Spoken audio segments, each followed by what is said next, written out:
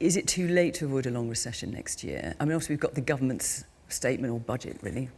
Might as well call it by what it is, on the 17th of November. Is there anything that we can expect that's going to make things any better? Look, I mean, I think Stuart is right to say that we are in difficult economic circumstances. Andrew Bailey made the same point today when he announced the interest rate change. Of course, this isn't unique to the UK. We see similar issues around the world.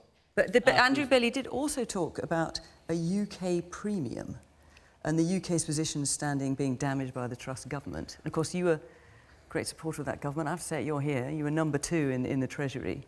You presume you're horrified by what the government is suggesting now? No, look, I think what Rishi Sunak is doing since being elected as Prime Minister is trying to get the ship onto an even keel. There was obviously a lot of market turmoil a few weeks ago.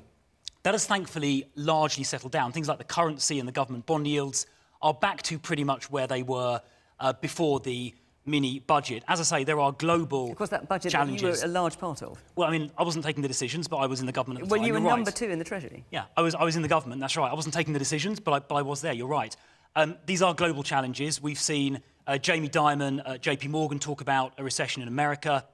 The IMF, just a short while ago, said a third of global economies are going to suffer a recession. So, you know, we are in difficult circumstances here and elsewhere in the world. The question is, what can we do about it? And there are some things the government, both the immediately previous government and indeed Boris Johnson's government, have done to try and make things a bit easier for households. I mean, Stuart mentioned the pressure a minute ago. So that's things like, you know, the energy price guarantee to stop people suffering those £5,000 or £6,000 energy bills that we feared. But is it anything that we can expect to let me come. So the 5p of fuel duty, raising those national insurance thresholds to put an average of, I think, £300 or £400 in people's pockets, increasing the national minimum wage a few months ago by 7%. Here next so these are all things which are going to help people, you know, in these difficult circumstances. As far as the budget or the autumn statement is concerned, obviously, you know, I don't know what's going to be in that.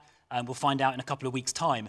What I think it will do is make sure we are being responsible as we face these new circumstances. And, you know, we've seen Rishi Sunak as Chancellor a year or two ago get this country through COVID in unbelievably difficult circumstances. And the fact we've got the lowest unemployment now for about 48 years, I think is testament to the way that he steered us through that crisis.